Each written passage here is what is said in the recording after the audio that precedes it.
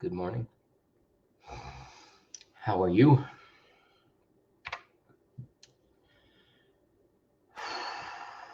So, oh, the last couple days for me as a man have been really, really, really hard. This massive rage and grief and frustration has been coming through my body. And I'm going to admit it's towards women, but it's in an accountable way. I'm not harming or hurting. I'm processing on my own, laying in bed and feeling these massive emotions, and I'm trying to figure out what the hell is going on.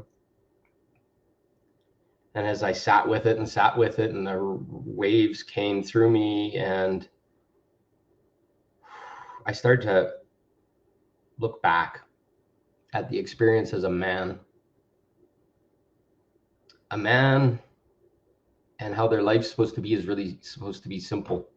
We're supposed to be in integrity, following through with our word, working hard, building things, creating stuff, working hard, playing hard, having fun, being playful, being a dad, being direct, talking about what we want. And as I looked, it burns me even now, but as I looked, those have been systematically taken away from us as a man. And I'm speaking from my experience, but I know a great many brothers that are in the same experience. So I want to talk about that. So in my generation, I'm 52 years old. In that generation, we saw the rise of feminism. We saw big changes in the world, advancements, etc., technology, space, all these kind of beautiful things. And at the same time, we're coming out of a generation where men were taught to work hard and put in their time at a job, and fathers and men just kind of plugged themselves into the system and did, and it made it really complicated. I had a dad that was trying to get ahead in the world, and he did really well. He went from the lowest position in an oil company to leading large areas with thousands of men in my lifetime, and it was beautiful. But at the same time, I felt I didn't have a dad. A lot of times he was gone to work at 5 a.m. most days and didn't get home till 7 or 8 and was exhausted, and weekends and sports and all that kind of stuff. He tried his best, but it was always interrupted by work. I can remember camping and had the first versions of cell phones back there, an Aurora phone, and the car horn would start honking, and then dad would be gone for the rest of the weekend.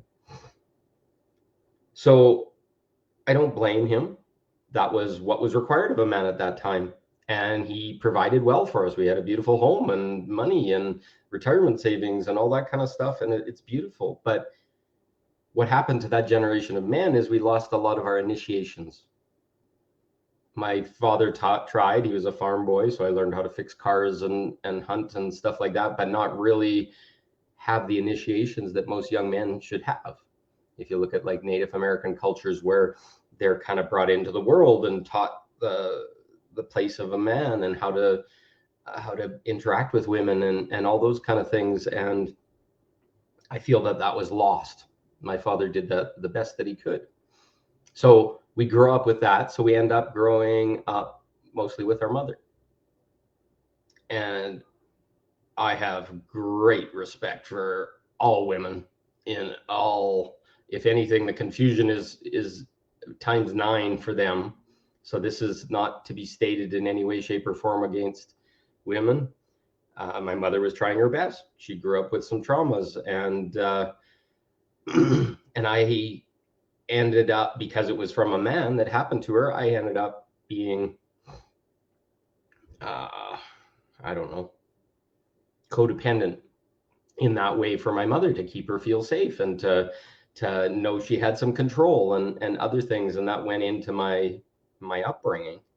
And it also made me really uh, respondent to women that had wounds and wanted to feel safe. And my role from birth, I learned, was to keep women feeling safe and to please them and make them happy and keep them so that they weren't in their emotion, because that's when women became unsafe or uncomfortable.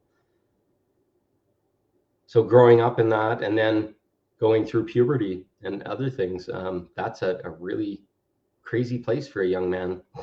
One day you're giggling and playing with mom and bumping into boobies and all this kind of stuff, and it's all playful and fun. And then one day you're a man. Now all of a sudden it's not okay to play fight with mom or give her a big hard hug or whatever, because now you're a man and you get erections and get all these things, and now you can't touch a woman in that way and other things. And then it goes into our school life, and it's really confusing. Just one day it's not allowed, and nobody ever has that discussion. Maybe if you did, I don't know, but it sure wasn't normal. So all of a sudden now we're on the other side of the fence. We watch women and younger children and all this kind of stuff, all playful and touching and nothing meaning nothing, to when all of a sudden one day it's like, you can't touch me like that. You're assaulting me. You're violating me. And it was the biggest, I don't know, assault on my freedom that I'd ever experienced. And it just happened one day when you grow up and you have hair growing in different parts of your body or whatever, and all of a sudden you're sentenced to never touch again. And then the the gray zones are huge. So is a hug okay?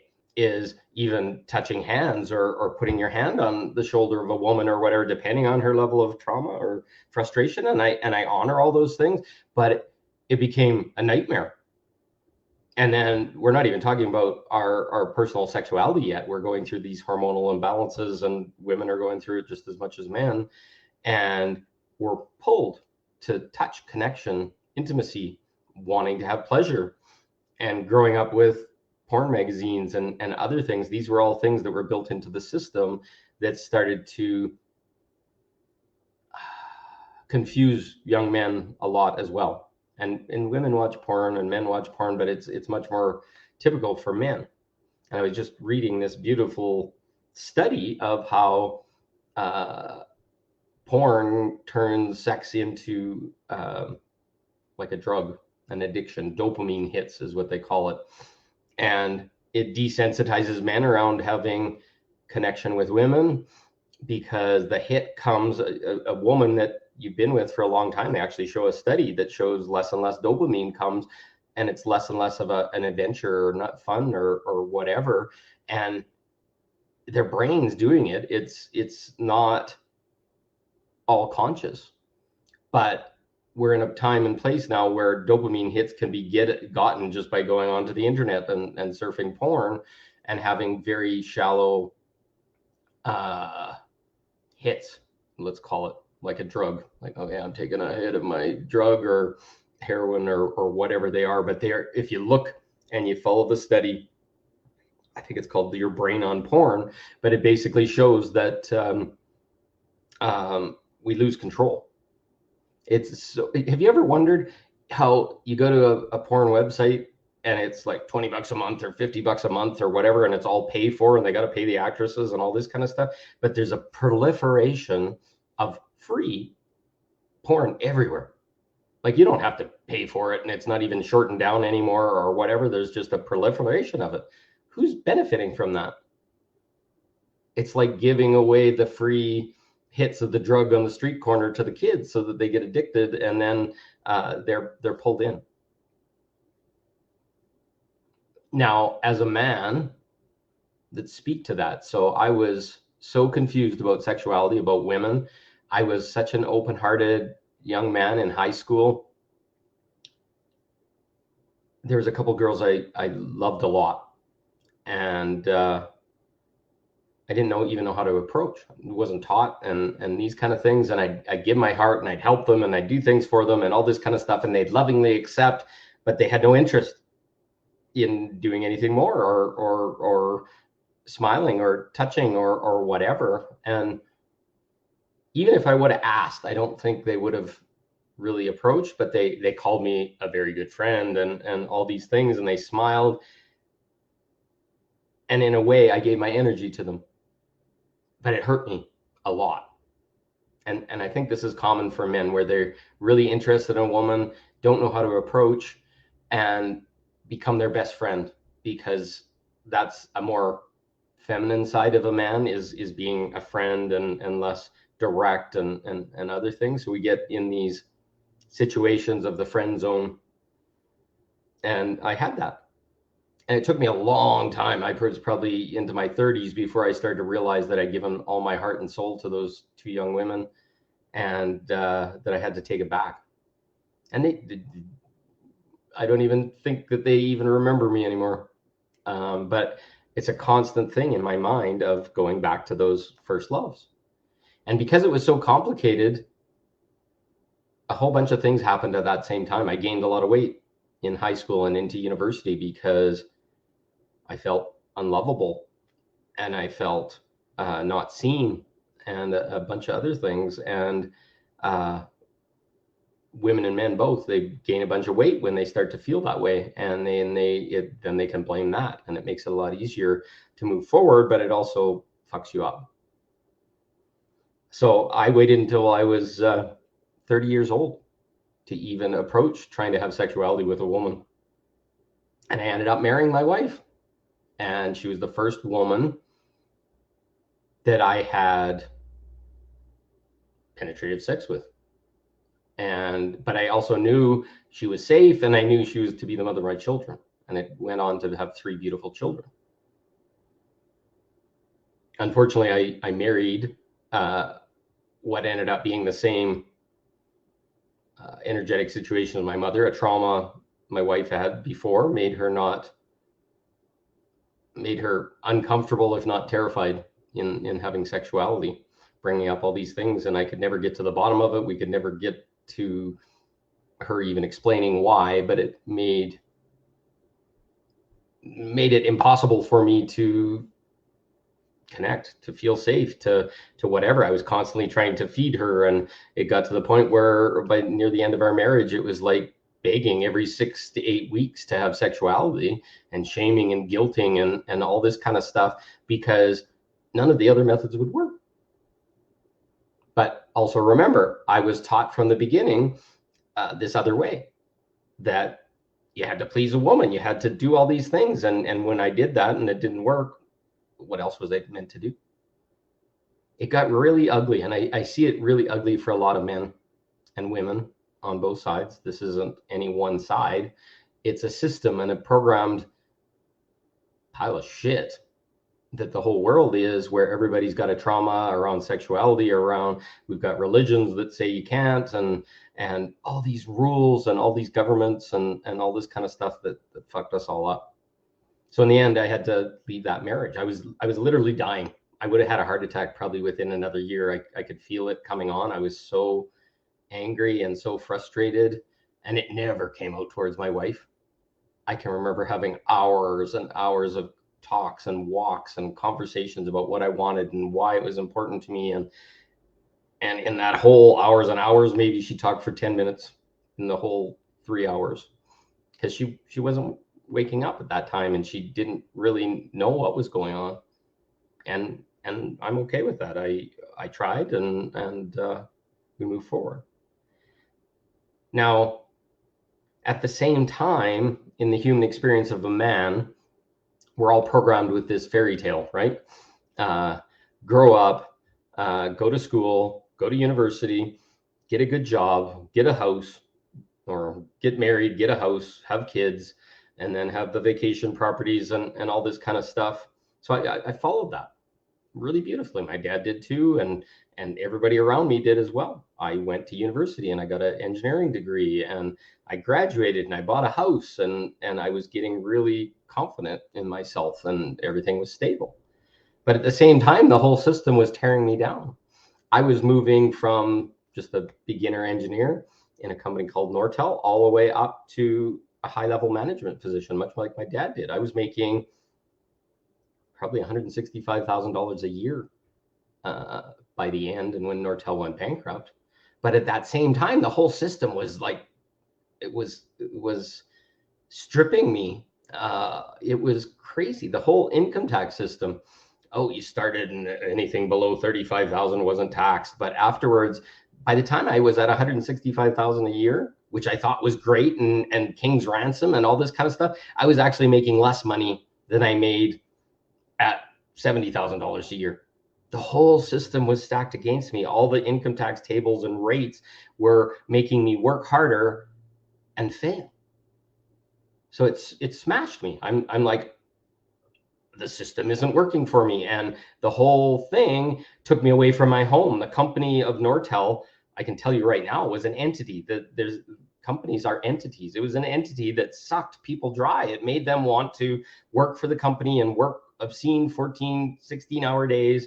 By the end, I was dealing with overseas in Asia, and all your time frames were all screwed up because their mornings were our evenings, and this kind of stuff. And it tried to tear my marriage away, tried to tear my kids away, took me away from all their activities, took me away from me being able to be a man. And it got really demented by the end. And I thank God the company went bankrupt, because I may not have never left, because, oh, I'm going to have a good pension, and, oh, I'm going to be able to look after my kids and all this kind of stuff. And that whole thing was torn away in an instant when they went bankrupt. Meanwhile, tearing away my job, my ability to support my kids, and all these things are all so far out of our control. And in a company that was the darling of Canada and the best, somehow with $9 billion in the bank, the company was declared bankrupt. And this will come out someday. There's information about it out there already. But with the credit crisis that happened, they found a way to destroy the company to make a huge amount of money for this derivatives bullshit and credit stuff that was going on. But basically tearing away everything that I built in an instant, just like that. Now, at the same time, let's talk about religion. So I grew up in the Catholic religion, pretty staunch religion. It's got a whole bunch of rules and commandments, and you're all sinners, and God is mighty and he'll smite you down, and all this kind of stuff. Growing up under that was the hardest thing, because one day in my mid to late 30s, I was sitting in church, and one of the prayers is right near the beginning of Mass. It's like, I have sinned through my own fault in my thoughts and in my words, and what I have done and what I have failed to do. And I actually sat there and I listened, and I heard the words that I'd said, because I was just taught them to blindly recite them. But it just basically says that I'm a sinner no matter what, even in the stuff that I failed to do. I'm a sinner. And basically it was just like, splay yourself open and you're bad.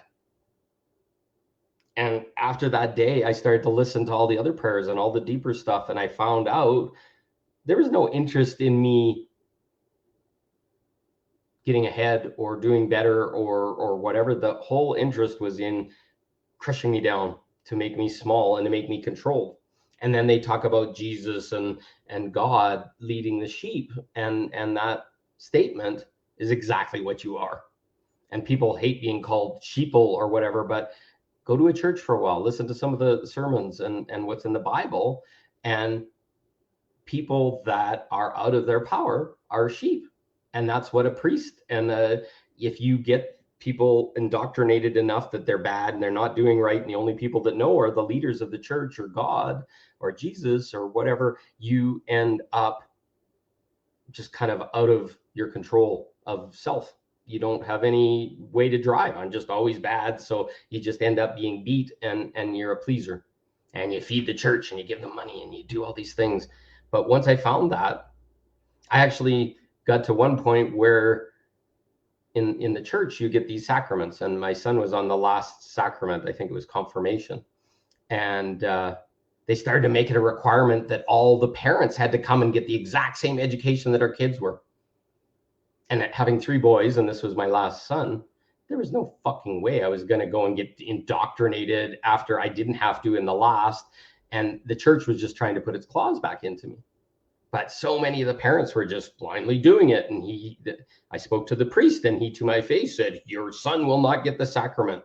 And I stood there. This priest was just a man giving some speech from higher up, and I lost it. I was nice to him. I said, "I'd really like to talk to you," because it was busy at the time. And we're going to get to the bottom of this. So I went home and I wrote this really pointed email to him, just basically saying, if you're going to take away this sacrament from my son because I got to go and be indoctrinated, I can't remember the word they called it. There's a name for it, but it's basically catechized. There's the word catechism. So the parents were going to be catechized in this, but we all grew up as Catholic. We had to have the sacraments to be a Catholic. So we knew all this stuff already. Why were they forcing it? But I was not going to be catechized. And I basically told the priest, I said, "I'll go to the diocese and I'll go to the news, and I will not accept that you're forcing me to do this, blah, blah, blah." And it was direct, but it was accountable and nice and pleasant. And I can remember about an hour after I sent it, it was in the morning, the secretary for the church sent me an email back. Oh, she was off the charts triggered. She basically called my son demon spawn and where the hell was I and all this kind of shit, and just like everything negative and angry that could be said by a person, because I questioned the whole faith, the whole religion, and there's a lot of repression underneath.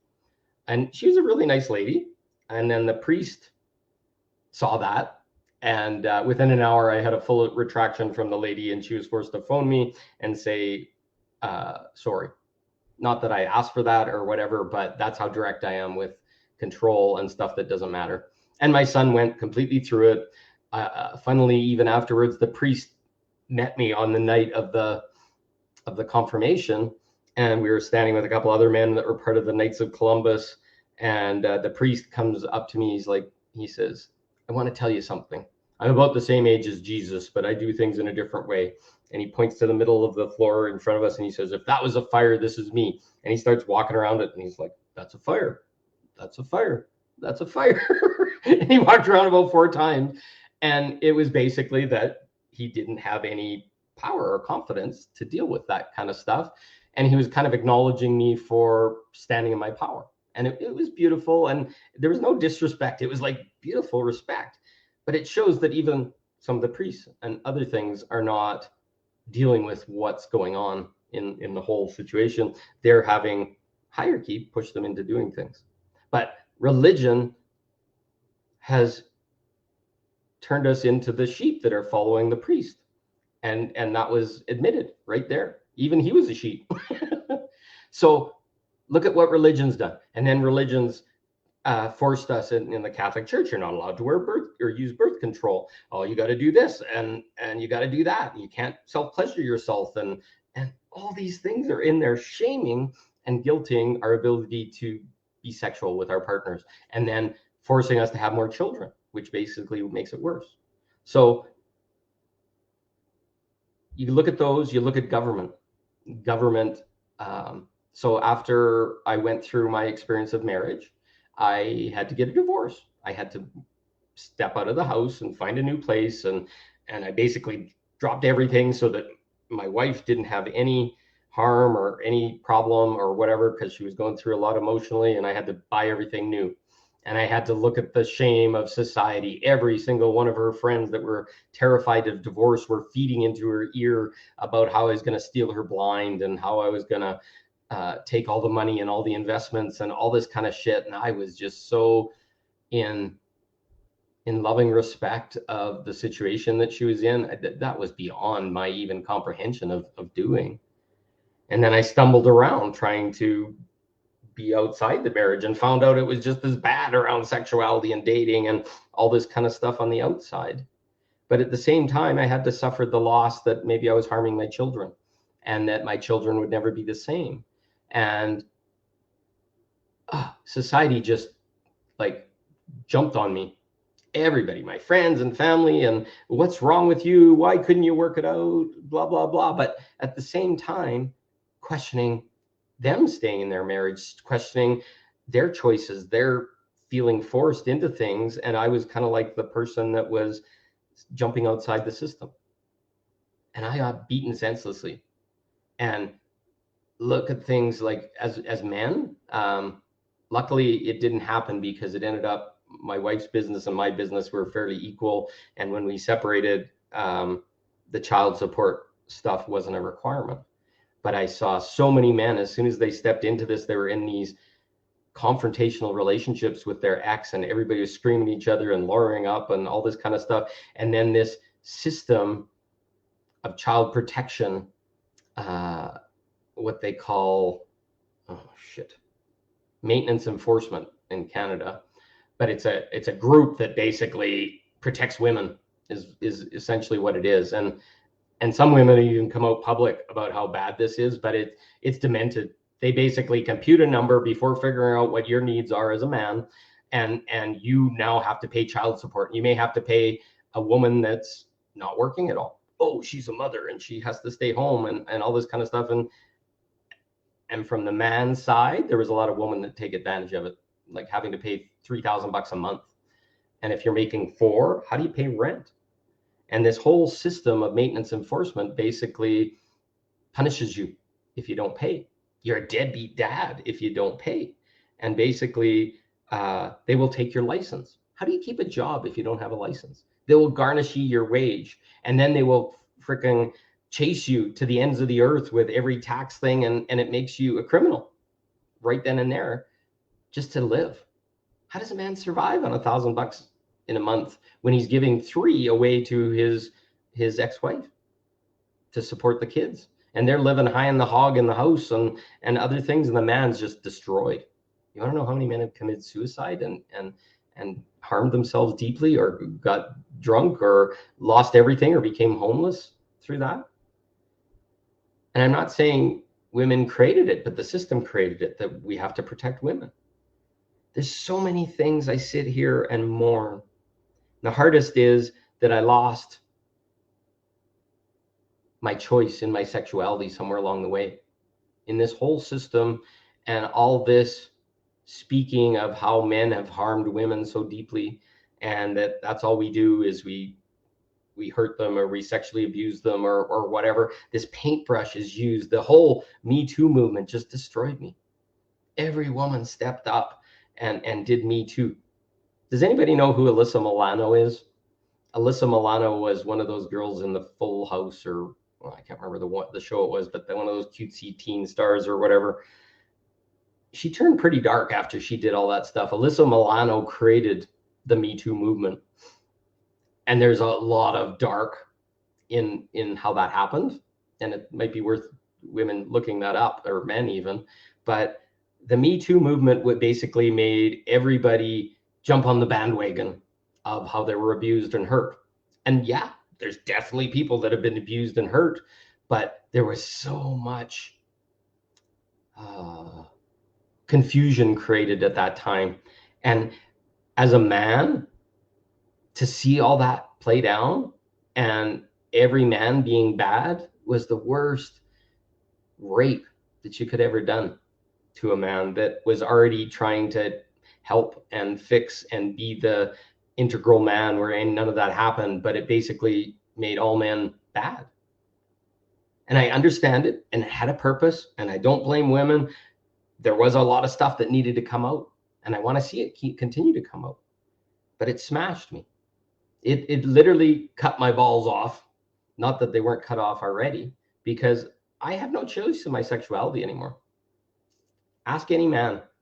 Yeah, I can be a player, and I can use NLP and all this kind of stuff to get in your head and make you think you love me or whatever. Never would I ever do it, but I see a lot of men doing it, this renegade hypnotist types, where they're like awakening women by getting underneath their blocks and all this kind of stuff. Yeah, it's just coercion and ugliness. But I'll tell you right now that I lost. Men have lost it.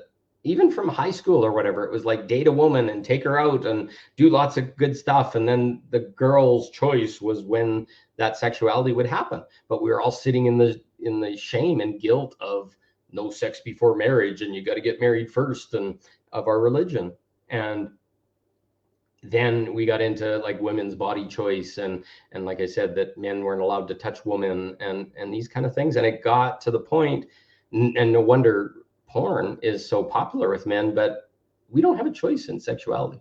We can ask a woman, we can be direct about our sexuality, and we'll get beaten and shamed, and oh, you're too direct, you're too forward, you got to woo me for a while, you got to go on dates, and you got to prove yourself, and then meanwhile the women are playing hard to get, and guys don't know what the fuck's going on. I'll just tell you that simply. And there's no rage after a while. You're just in this stupor of hope, maybe that your needs will get met, or you'll meet somebody that's open enough that it doesn't have a whole bunch of hooks attached to it and attachment. And that's the saddest point of being a man. And what I've been really mourning these last few days is to be a man. They want to feel attractive. They want to feel wanted. They want to feel desired, and they want to feel powerful in their interaction with women. And with the masculinity and the fucking programming that women are subjected to, and how they have to do everything by themselves, and they have to be single mothers, and they have to look after the kids and all this kind of stuff. We have no place anymore.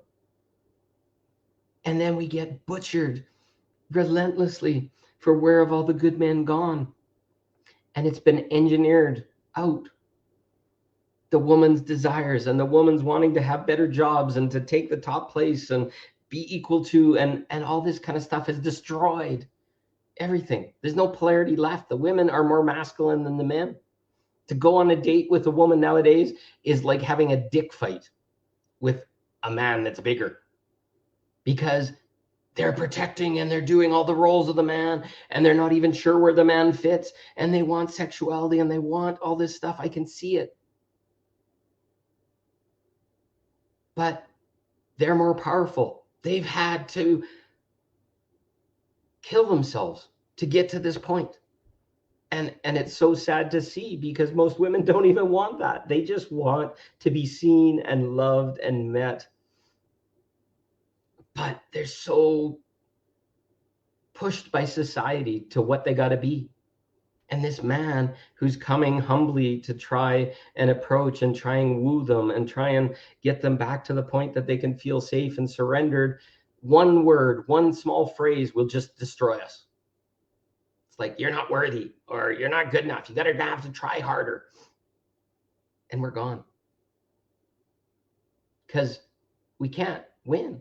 There's no win in trying to bring you down or crush you or have a fight with you or a battle. There's no win for anyone. You just are more angry because the man has been aggressive or whatever. We have to come to an agreement. Your needs aren't being met.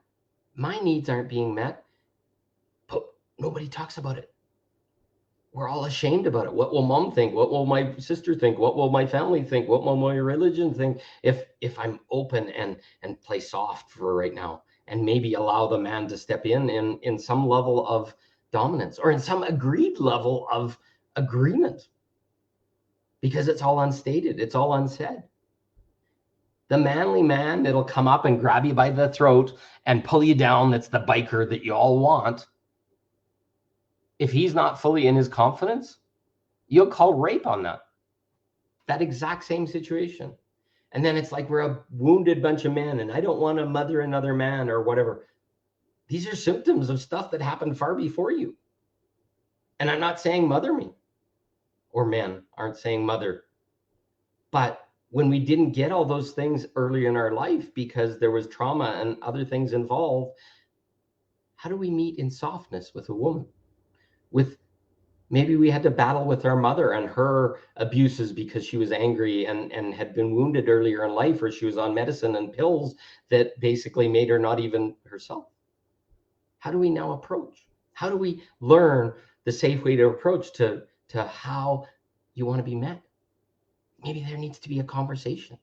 Maybe there needs to be a meeting of men and women so that they can start to ask for what they want. Hey, when you come into my life, I don't want a father for my children right away. I don't want you to care for me or fix the house or whatever. I just want to be met. I want to be hugged. I want to be seen. I want to have deep conversation. I want maybe to satisfy my desires or what my body is. These are all underneath women. If you can, I've got lots of women friends, and you get down deep and you start to have the discussion with them, they'll start to admit that they shave themselves before every date, even if they're not sure things are going to happen, in the hopes that something will happen. This is a woman that's going through hours of work and prettying her hair and putting on perfume and shaving her legs, and all to be disappointed at the end because that man didn't show up. Where's our place? Where's our responsibility in all this? And mourning this place where men were kind of pushed to the side so that women could have their masculine experience, could rise up to be feminist, to be in their power. Beautiful. And I love it. And I love a woman in her power. And I love a woman that is expanded and happy. But I also see so many women that are so angry and so bitter and so frustrated over relationship stuff, trying and can't get it. And in their 40s, 50s, look at every dating site. They're just all smashed, waiting for this beautiful representation of what a man should be. And the man can't even be there because it's so pie in the sky, outside what society allows us to be, that we all get smashed and we're all unhappy and nobody's having fun. So there's nothing that anybody's done wrong other than follow the path that the world's been pushing us on. But the only way out is to surrender what's happened in the past, surrender all the wounds, surrender all the harms, forgive, and start to be in our personal power and ask for what we want. To be communicative and direct, instead of going on a date and hoping it's going to turn out to something positive, or it's going to lead there, or that the man's going to lead there. I'll tell you right now, a lot of times we don't even know how. We're not even sure how to start that. We've been whipped so many times for, oh, all you want is sex, or these kind of things. You want to ball a man, you just tell him that. And you take all his power away around standing in his power of sexuality, you just create a eunuch. Not a man that's a biker that's in his testosterone and wanting to be dominant and all this kind of stuff. Just somebody that's trying to please. What the fuck do you want? I don't think you even know what you want.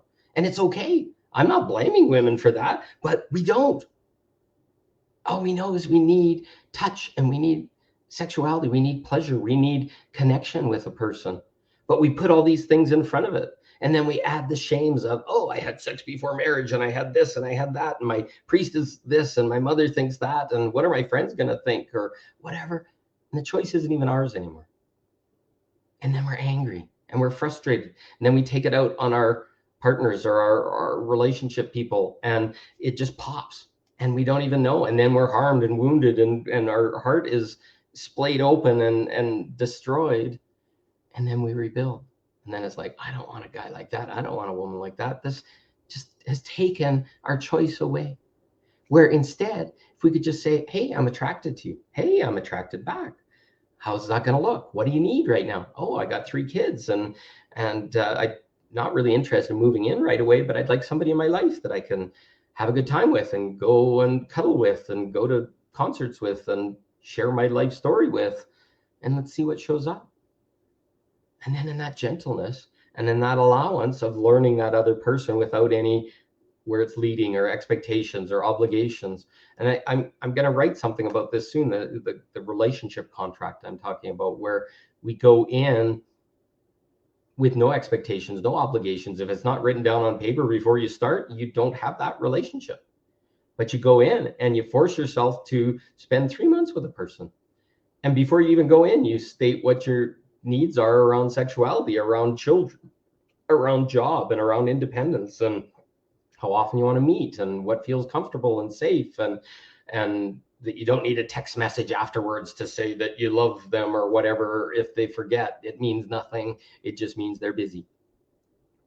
Getting into this place where we're now choosing and we're asking and we're communicative about it, and nothing is stated until it's stated and agreed.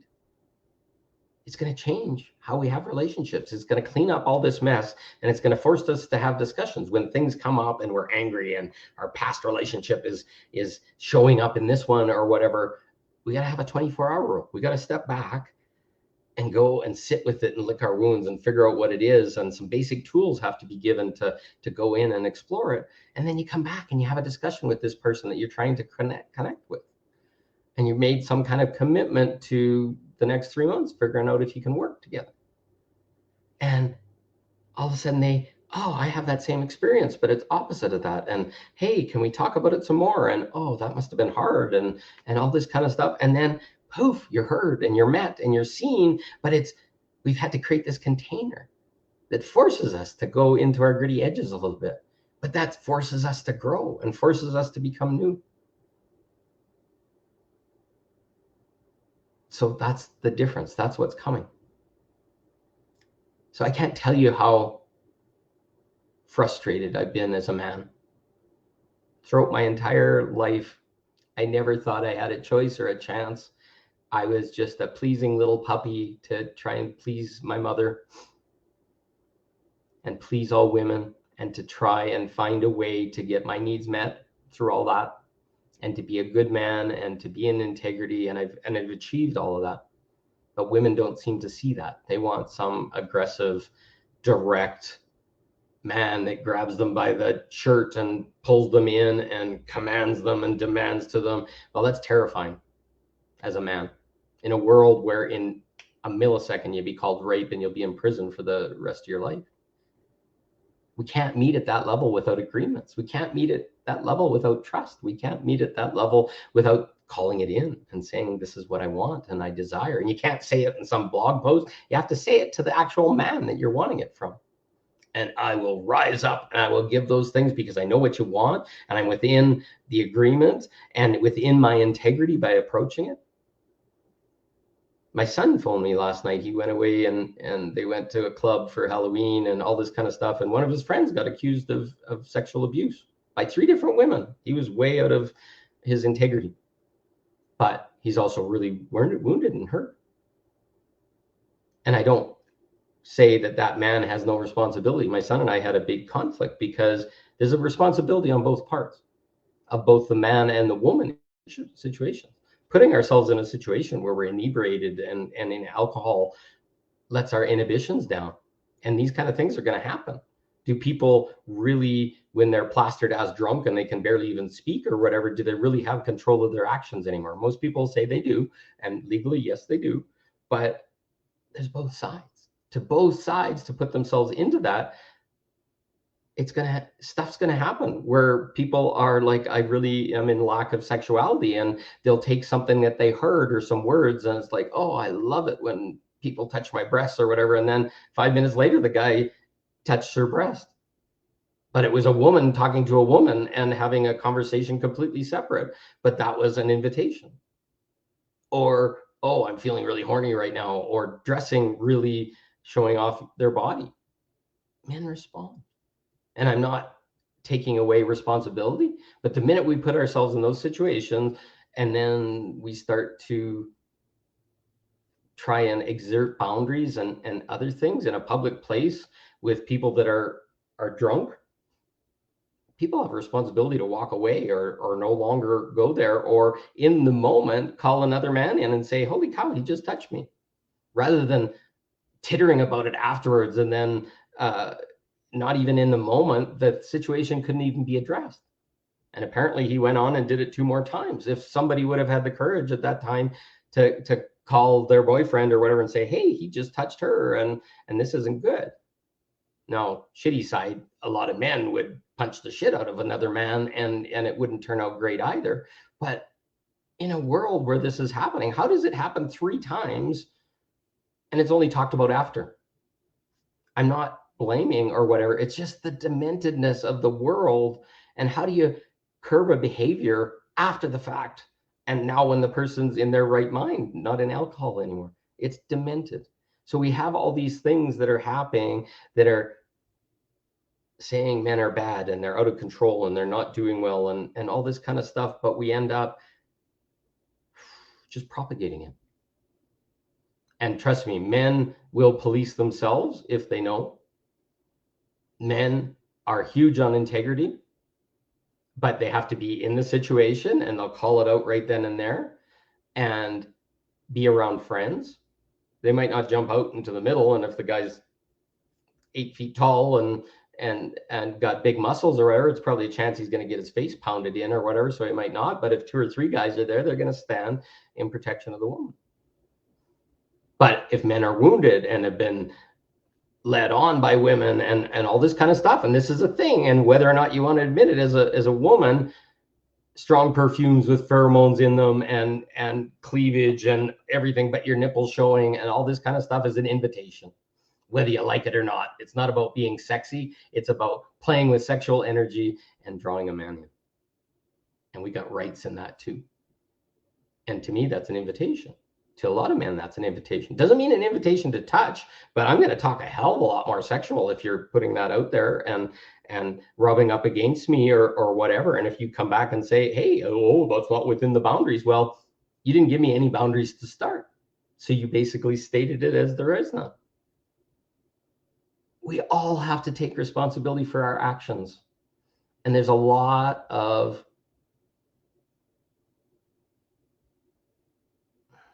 I'm going to be really nice because there's a part of me that's really angry, but women have very little self-responsibility when it comes to what comes upon them. And they will staunchly stand behind dressing erotically and acting erotically and talking erotically and all this kind of stuff. And then when men act on it, then it's not okay. It's a double standard. If you don't like it, that's great, but it's true. It's a trigger. You know damn well that this is broken and women have a part in it. And honestly, most men have just been participating and not rising up and not having any power. They've just been participating, letting women have the experience, let them be out of control, be out of integrity.